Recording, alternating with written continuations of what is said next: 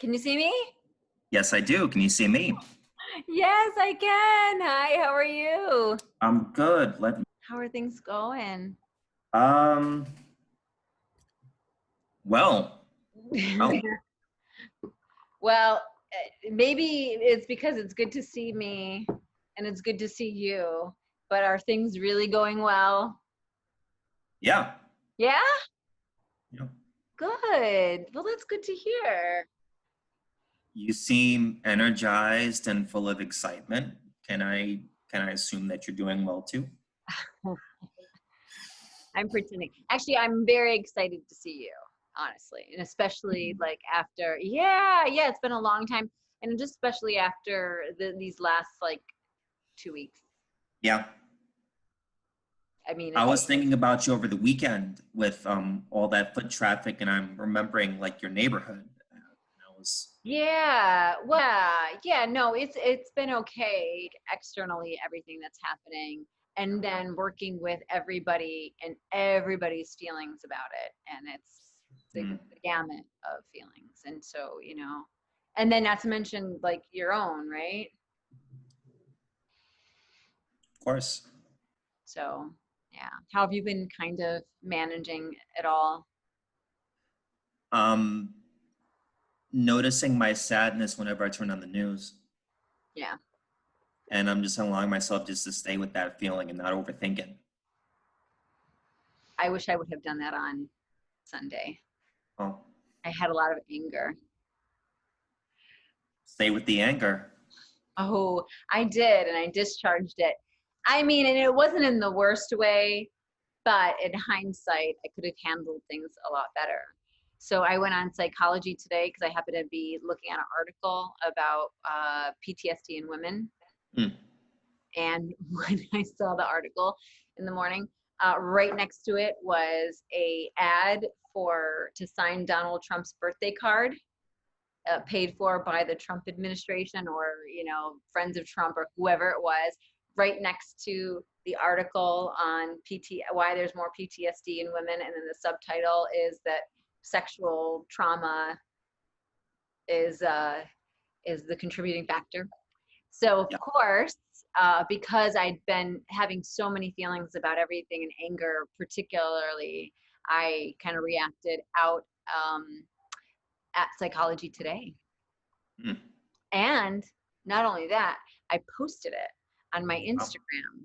And in hindsight, there could have been a better way of dealing with that anger. But interestingly enough, the idea was that if you speak out and when you see something that isn't in alignment with, what is, it's so hard to say right or wrong, or, it's all like, it just could be triggering and emotionally overwhelming for some people to see that. And I think that that's where I was coming from. And Yeah. because working with people who have trauma, especially sexual trauma, and then the inflammatory remarks and experiences of this person who is our president, I just couldn't handle it anymore. So I kind of acted out. But they did take down the ad, and then they actually said very apologetically, like, if I see anything like that, to make sure that they know that, like, it was one of those ads that kind of slipped through. They don't accept any political ads. So yeah, I mean, like, it's kind of a conflicted, it worked, but that I didn't like. It's almost like, when you have that feeling, right? And you don't allow yourself to process and stay with that feeling. You discharge it. The consequences of that you don't really fully recognize until like later. And I think that that's probably the feeling for a lot of people and the experience for a lot of people, especially now. I I would call this progress in your case. No one died because you got angry. Right. Well, and that's the truth. No one died Yeah. because I got angry, and anything could have been repaired. Right. It's like, whenever you have a situation where you do get angry and you discharge it at somebody, how do Yeah. you kind of repair that? Right. That's the whole point, and that's what we teach people to do. Yeah. So, yeah. I watched the previous interviews that you had, with our cohorts, Yeah. leading up to this in anticipation. And I love how, the topic of high risk came up. Yes. And like the easiest go-to when it comes to high risk that I just say to everyone in general, whether you're a therapist or not a therapist, is, are you hurting yourself or hurting someone else? What's interesting to me about anger, and this is what I've learned in many different modalities over the years, we get so well practiced at internalizing that anger as to not hurt the outside that we end up damaging ourselves so much more. I'm thinking of all the energy it takes just to hold in, those set of feelings. Mm-hmm. It is damaging to the health and the spirit. Right.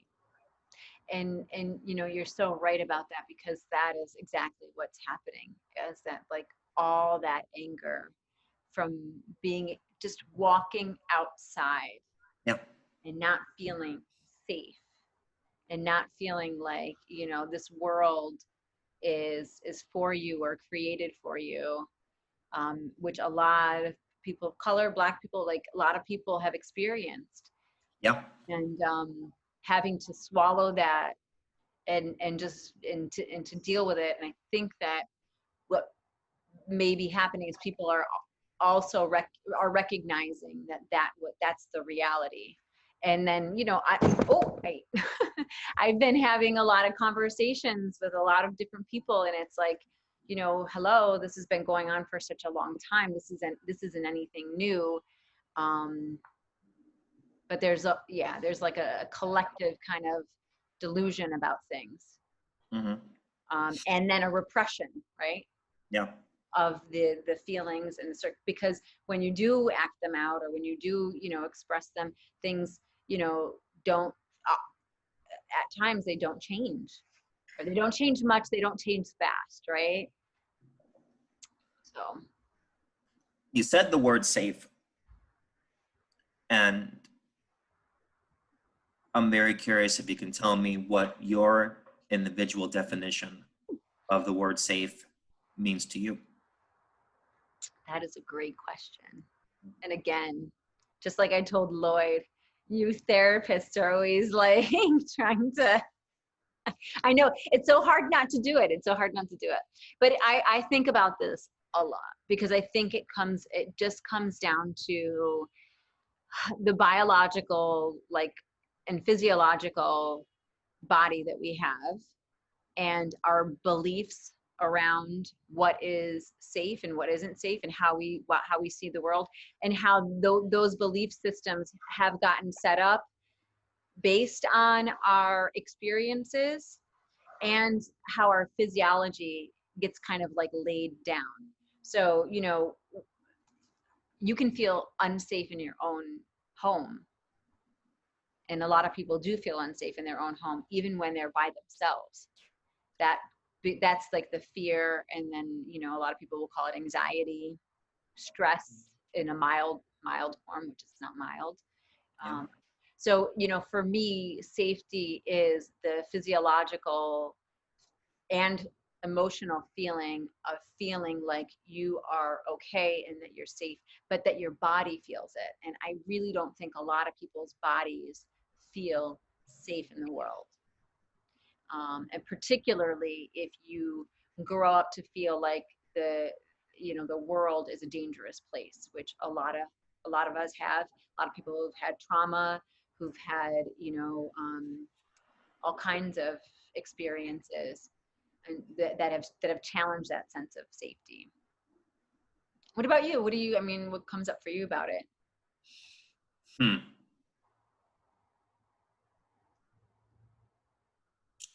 Trust, free choice,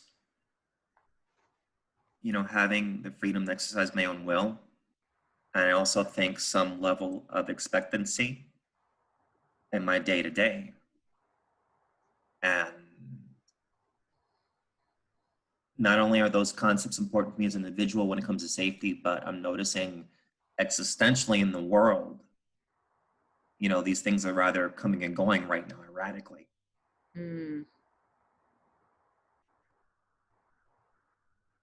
So I'm just very mindful of that, of what's happening, that the circumstances are allowing me to kind of broaden my perspective of what safety is. You know, I may not be able to come and go as I please. I may not know what's going to happen tomorrow. Mm-hmm. I may not trust what information is being presented to me at certain times. So for me, I'm growing in the area of like, you know, how can I be safe now without those things? Right. Right. You know, physiological, I'm glad that you always mentioned that too, because Well, yeah, because it comes down to that. Like, and really, we do know that like the only, well, not the only way, but a tangible way of dealing with that or understanding it is your breath, right? Mhm. Where is your breath now? Is it shallow? Is it in your chest? Is it in your belly? How can you connect with your breathing to at least calm down the sympathetic part of the nervous system that's being agitated? Now, it's a real challenge, especially if that's not your default mode. If your default mode is sympathetic, fight, flight, you always have to be protecting yourself because you are never sure of what is going to happen out there, or even in home, right? Yeah. Especially when you've had childhood trauma, it feels uncomfortable to have your nervous system calmer, and to not feel like the muscle tension, the constriction, right?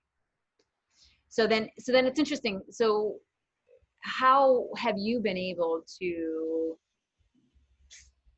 deal with that for yourself, given the circumstances? I trust my own decision making. Mm-hmm. I'm giving my body what it needs to feel safe. And I focus on trusting, you know, my family, my friends, you know, those closest to me in my life. So the trusting of yourself, nourishing and taking care of your body, Yeah. and then also getting like the support, the social support from people. You've been doing for like the spiritual stuff to be. Well, I grew up, you know, going to Catholic school, and I was an altar boy until I got too old to be an altar boy. So I was like that kind of like really classic stereotype. But then, you know, my 20s, I kind of just did my own thing. And it wasn't until my 30s when I started working in a hospital setting and I saw a lot of death that I started going back to church. But this time, you know, Christian church. Mm-hmm. And what was different for me versus Catholic is that Catholic has a lot of rituals and very regimented, like, you know, every mass, you kind of know, you know, what comes next. Mm-hmm. It's very OCD that way, but in a good way. But what drew me to Christianity was just the individual relationship, you know, with God and with Christ. And that individual relationship is just so key. You know, I want to be connected. Mm-hmm. As opposed to, you know, I have to make sure I don't do this bad thing because I don't want to go to hell. It's more like I want to do the right thing because it feels good. Right. Spiritually. Mm-hmm. Transitioning to how that shows up in therapy. So many people have different perspectives on their higher power, especially when, you know, the individual, their family is dealing with death and dying. I found that it served me really well when I used to work in very multicultural environments. It's just to come with the perspective of what is the patient or family's individual understanding of their higher power. Mm-hmm. I can never assume to know, right? You have patients, you know, that come from a different background, religion, belief system as you know, there's no way I would ever know their experience or even pretend to understand. But if I let myself be curious about their individual experience, that just opens everything up. Mm-hmm. And that's been very fruitful and that served me very well.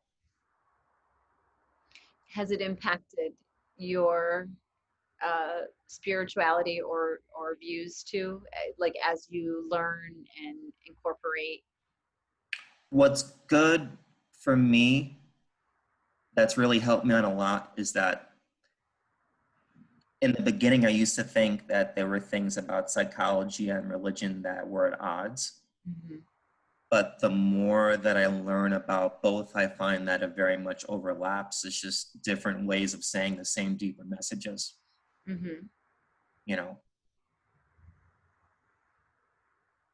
you, I, all the people who we know in this field, we're always like talking about self-awareness, self-awareness, self-awareness. And there's so many different schools of thoughts and philosophies, ideologies, religion, Mm-hmm. meditation practices that promote that. Right. The same underlying message. Anything And else? yeah. Well, anything else? You're right. I agree with you about the self-awareness piece. Anything else that you think is also an overlap that you've noticed? I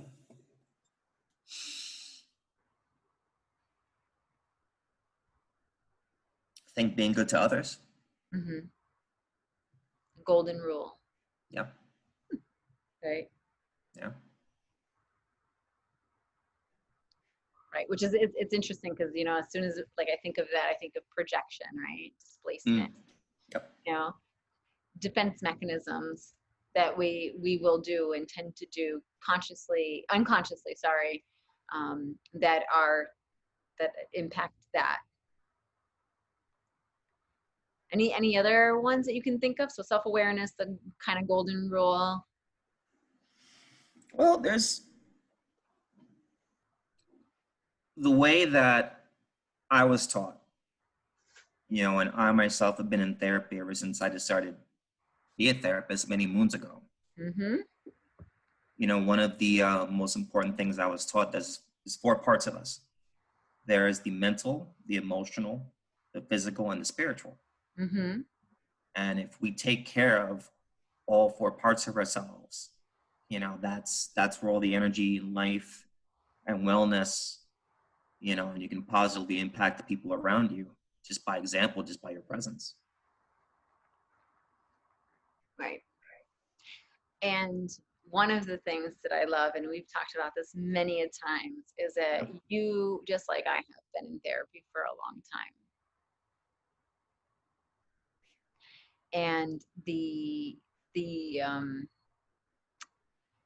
benefits of being able to understand yourself personally and your own struggle, that builds that self-awareness, that helps you to not do unto others what has been done to you, I think is so invaluable. And we talk about this a lot, personally. And I think that that's probably also too what has helped our practice in many ways, because having that information about yourself and that deeper understanding about yourself, which is not easy, it takes years and years. Some people, they get lucky and then they have awareness and enlightenment in some ways about these things, but unfortunately we're just regular normal people, so we had to go through the process and still go through the process. Digging for gold, as you would say, right? Yes, my friend Maisha, yes. Well, actually, digging for bold is her Facebook page, actually. Digging for bold, right?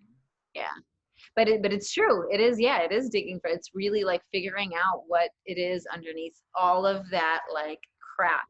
Where are you, right? Where's the true, like, person that you are, that being that needs to get expressed and wants to live a life of intention and of purpose and of meaning, right?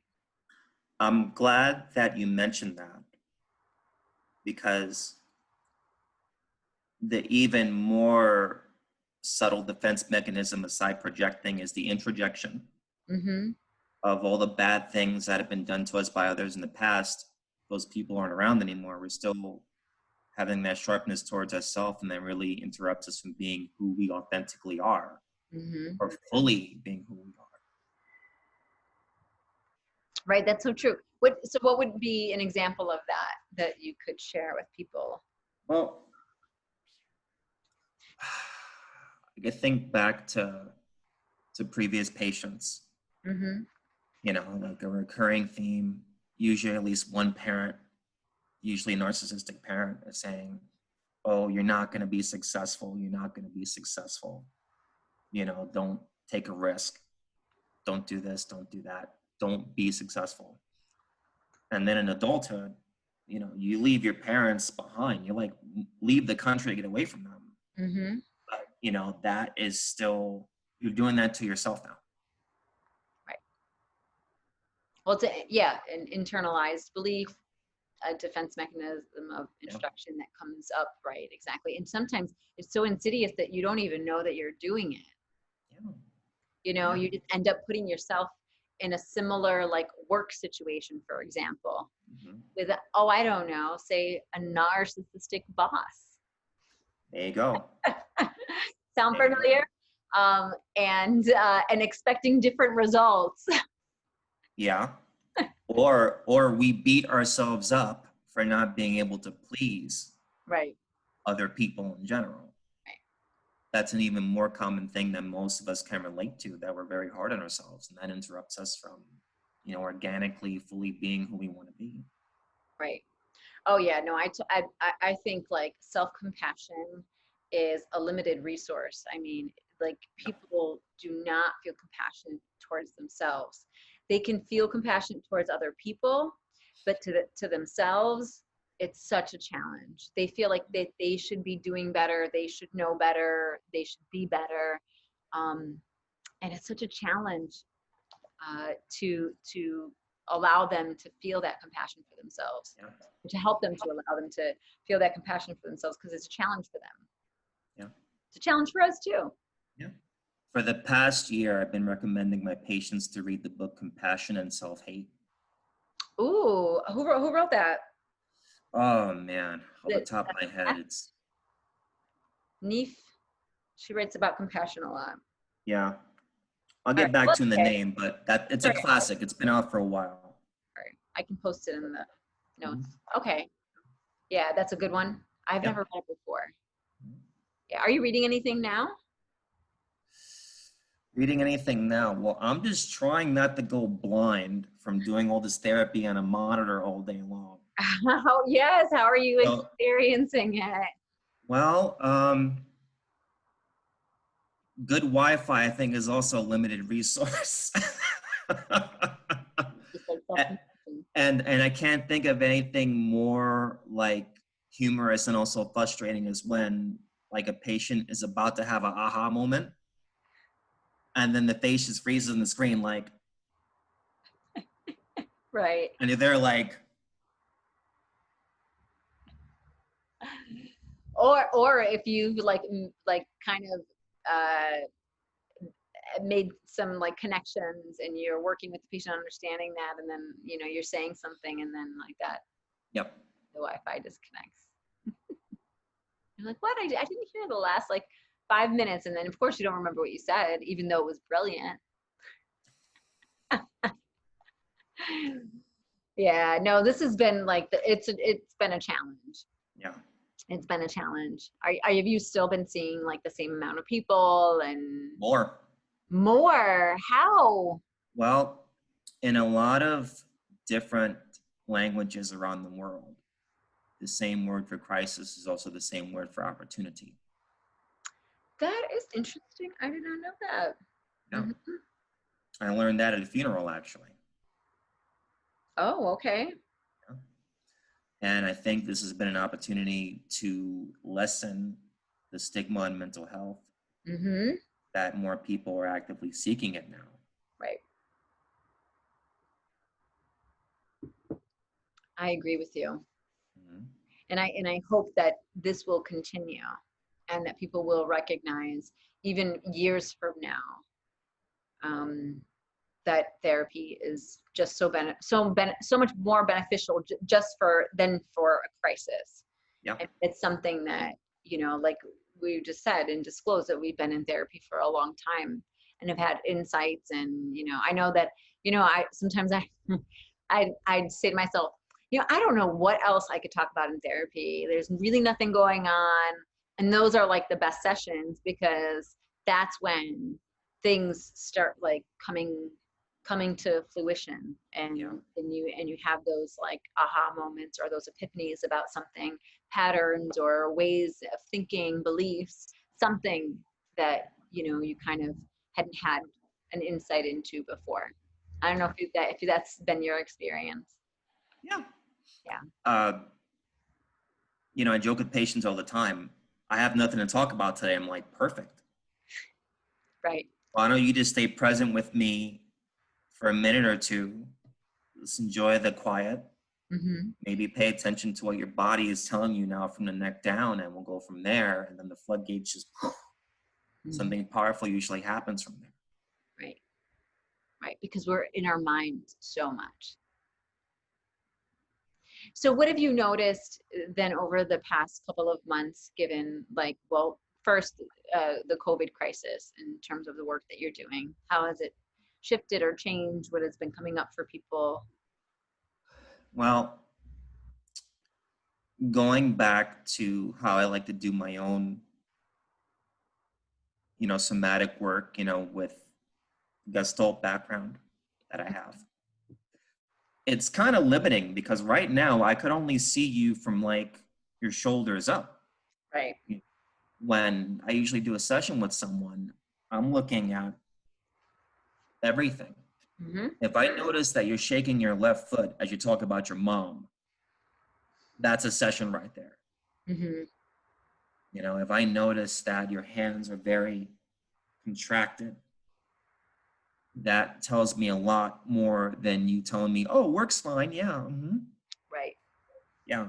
So I've had to learn to rely more on my ears to really listen for people's voices Mm-hmm. and the changes of tone when the energy is there and when it's not there.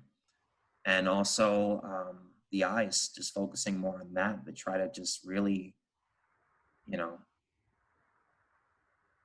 look at someone's entire range. Mm-hmm. Right. But you can definitely feel that that watching body language and interpreting body language, whether it's consciously or unconsciously, Yeah.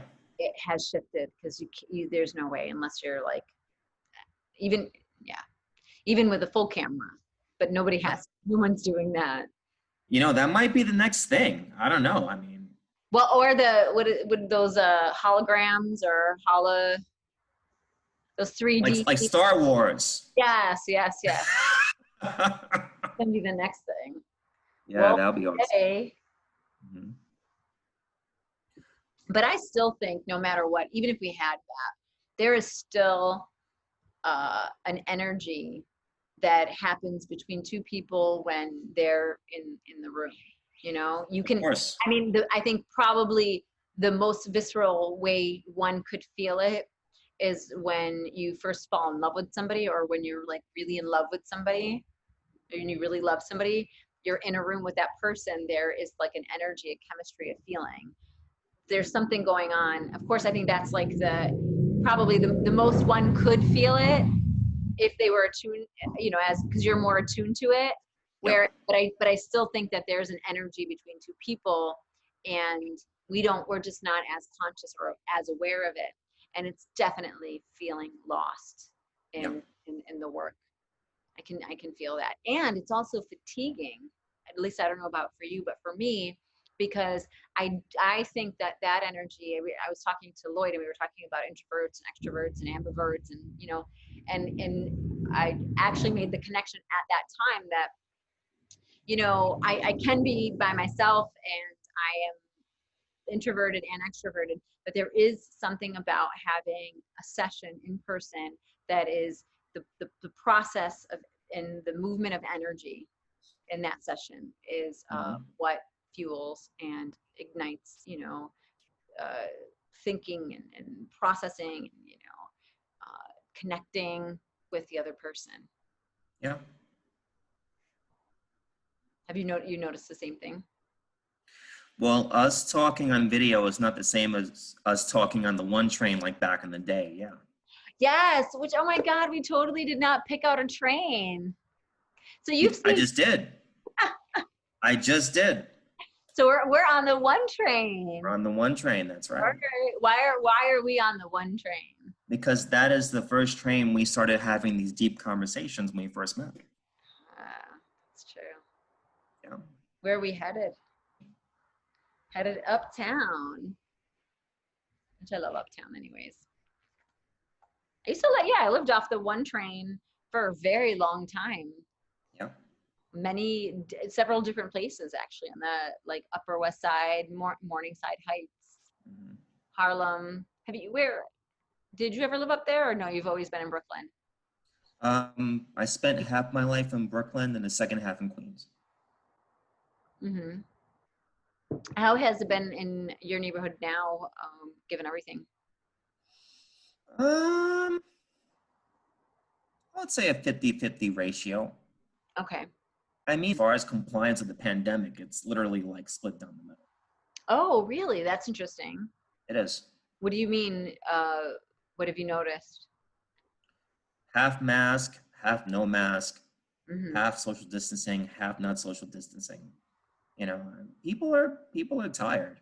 Yeah. You know, I think another growth area for me and for a lot of people during this time has been to be maybe less judgmental of others. I'm sorry, Les. You noticed that you were being judgmental in some instances. In the beginning, Yeah. I started really reflecting on that. Like, you know, where is that anger really coming from? Of course, it Mm-hmm. always comes back to, Right. Obviously, the reality of what has been happening is horrible, yeah, and it outweighs any personal, you know, of course, our feelings are valid and important, but when it comes to the greater good of society, part of we have to do our part. And sometimes I think that it's hard to, yeah, it's hard, and in New York we're independent. So have you anything else that has come up with the people that you're working with too? that this is an opportunity. Once again, crisis equals opportunity to grow or regress, Hmm. but you get to choose. I'm kind of being existential at this moment in time, but Hmm. a lot of people are choosing to grow. Right. You know, I'll ask people, what have you learned about yourself being home over the past 2-3 months? Wow, I'm a workaholic. Wow, I'm a lot more type A than I thought. Or I'm a lot more resilient. Or I Hmm. realize I don't talk to my spouse enough. Hmm. Right, that people are observing their behavior more, that there's an ability to be able to do that, kind of a forced ability to be able to do that. Yeah. Right. When we talk about personality styles,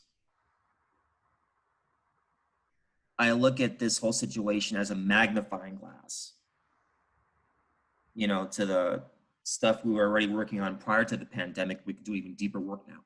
Hmm. And you notice that you have been able to do deeper work. Yeah. Or at What least that's about what my patients are saying. I mean, I take their word for it. what about with your own therapy? Do you feel the same way?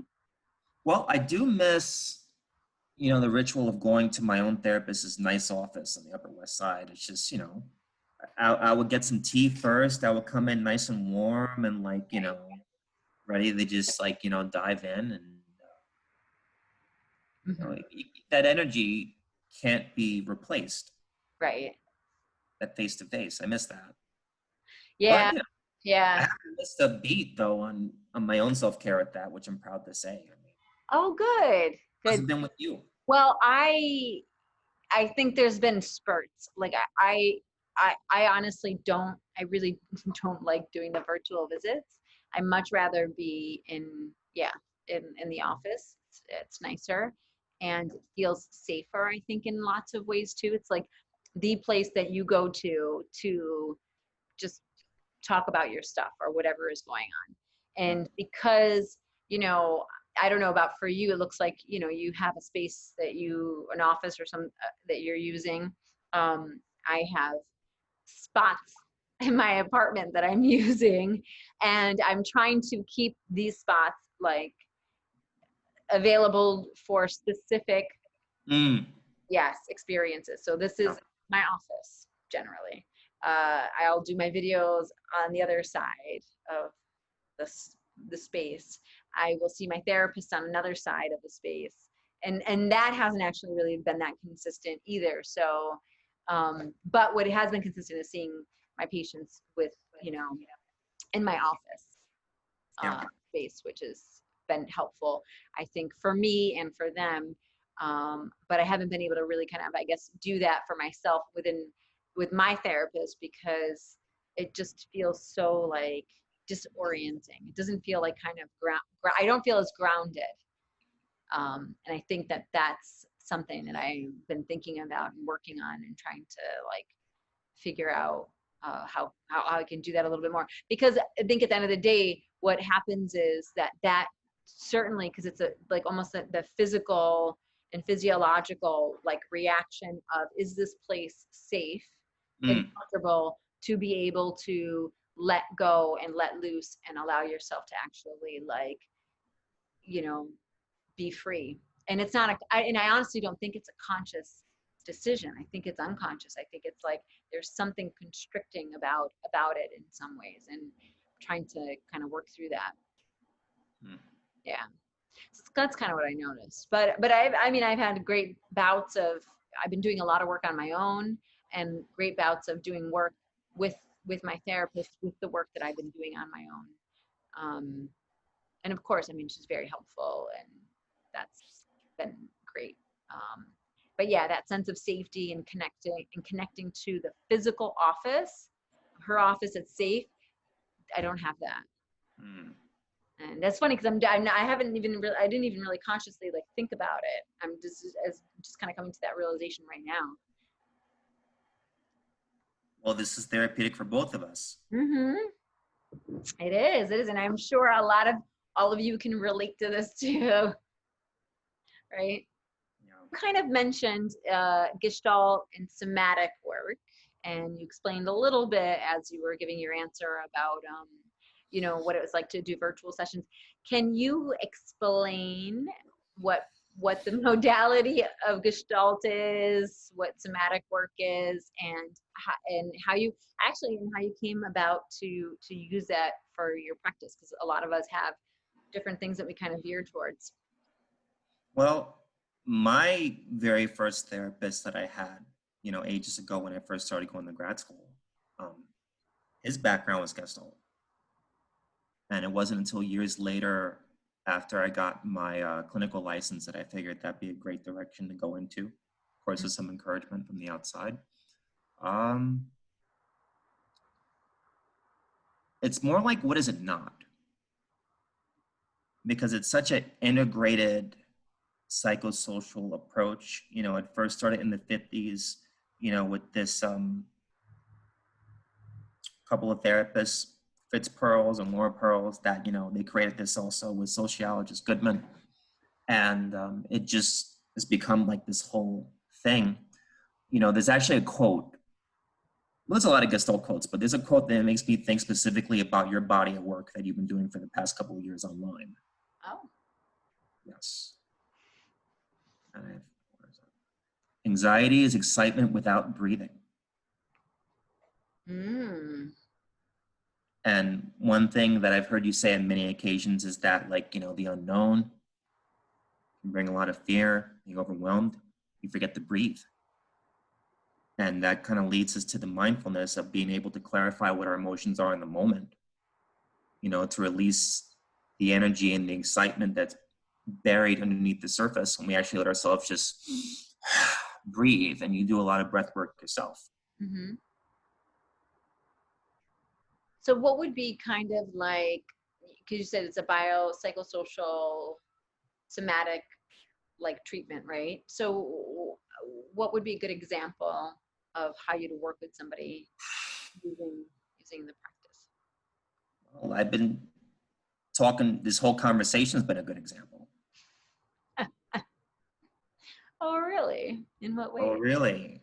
I've been encouraging you to release that angry energy. Right. Your excitement at the very beginning of this conversation, which I noted. Yes. And I myself, I'm not in a role. I'm authentically being me and all of me. And that's something that they encourage a practitioner in that school of thought to do. Mm-hmm. Very easy to identify yourself with a particular school of thought, and you kind of fall into an algorithm of just certain behavioral patterns and like things that you say in the session or whatever. And that can often, and that usually leads to transference, kind of transference, because it becomes predicted to the patient too. Me being able to laugh, to cry, to yell, not say anything at all, even be snarky, just to really be me, my Mm-hmm. spontaneity, all of me. I am a full person here with my patient, with my own thoughts and feelings, which I have no problem saying what they are in the moment. Mm-hmm. I'm inviting you, the patient, to authentically be with me, your full range. Right. So there's an ability to like set the stage for space for to be you as the therapist, your personality, who you are, and that allows for the patient to feel safe to be who they are authentically. Yeah. Yeah. Yeah, I could see why you have veered towards that. When you see me right now, what do you see? I see you as how I would normally see you, which is like, you're really just open and like kind of riding the wave of whatever the conversation is bringing.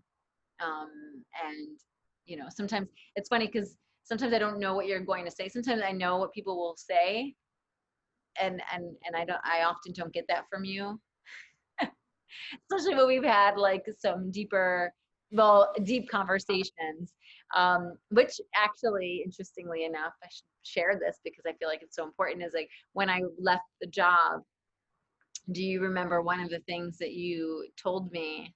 Because I was so like anxious and freaked out, and I was like, what's going to happen? I don't know what's going to happen. Like, talking about not being able to deal with uncertainty.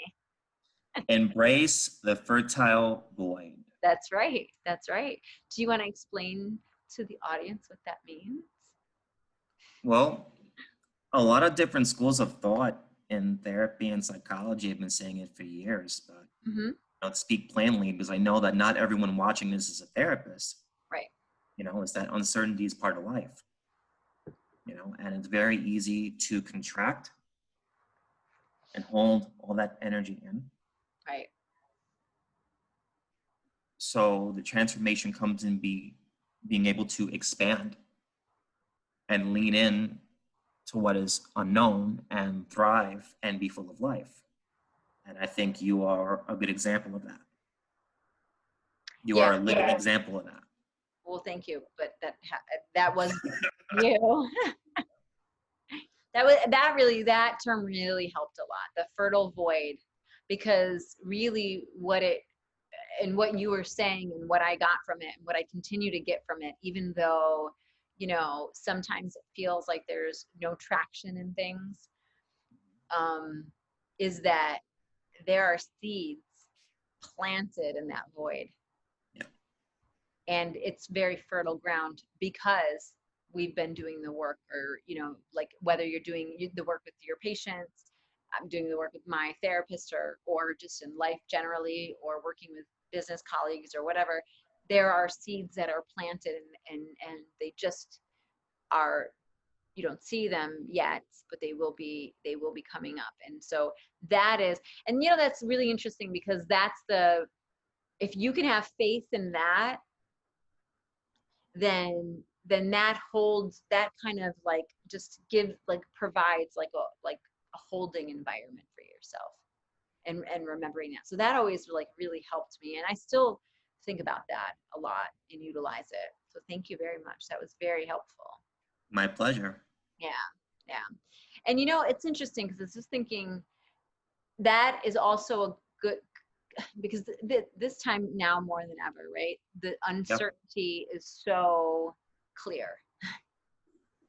It's like, oh, well, maybe in July. Oh, well, maybe in September. Prior to that, it was like, okay, well, we'll do this for like a month or 2 months. And still, we didn't have an idea, but there was a little bit more of a possibility that it would end within a certain period of time. Whereas I think now, because of everything that's going on, there's more uncertainty about it. And I don't know, I could be wrong, but that's what it feels like. I keep on getting, as I'm talking to my patients and, friends and stuff, it's like, oh, well, our job's not going to be coming back until after September or October, or they're waiting till next year, January. So we'll be working from home, or we'll be, living upstate or in Jersey, or, and people have left the city and things have shifted, and there's more of a feeling that things aren't going to go back to quote unquote normal, whatever that is, right? I don't know if that's the kind of experience that you're having, but I've been thinking about that. It's okay not to know. Right. We don't always have to know. Well, and we don't know.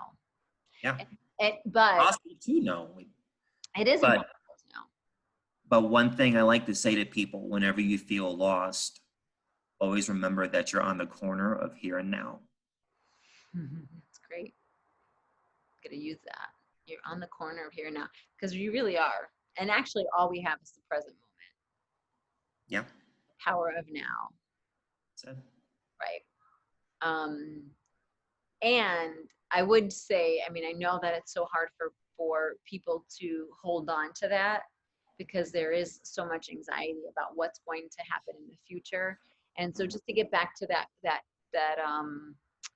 the talk that we were having about spirituality, and connecting with something that is bigger in many ways than you, than me, than anything that we can really kind of connect to, or conceptualize in many ways.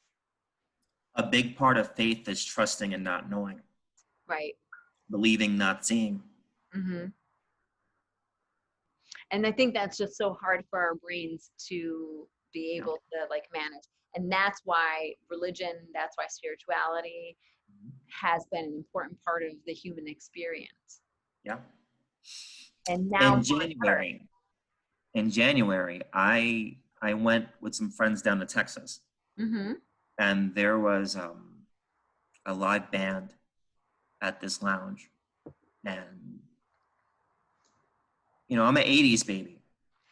And they were playing all 80s and 90s songs. So I was able to sing to almost every single song. And my best friend was with me. And the kind of energy there, it's a religious experience. Mm-hmm. There's energy that comes from just being, connected to something and just shutting off your brain and just being in the moment experience, and music, or religion can take us there. Right. And then that's something that I miss, in this current format too. Mm-hmm. Right, exactly. That's so true. And that's funny that you bring that up, that being in that club and listening to the 80s music and totally being in the moment, the present moment, Yeah. and feeling that energy of connectedness to, or oneness to, that present moment. It's funny because that's exactly what I have been doing. Well, at least in the beginning, particularly around in terms of grounding myself, was through music. Was I stopped listening to podcasts for a while. I couldn't read, but I started listening to old school music that I hadn't listened to in a long time, that helped to ground me, that helped me to feel connected, that helped me to dance. So I think that's a really great way of putting that spiritual, that present, that oneness, that that you can connect to, whether you're quote unquote religious or not, that there is something bigger in that. Music helps us to have that, to do that. Yeah. Yeah. Are you guys planning on any kind of vacations anytime soon? I know that you know, now that things are opening up a little bit. Hell no. No? Hell no. No? I'm on vacation right now. This is no vacation. This is my no screen day. I'm making an exception for you because you're awesome. Mm.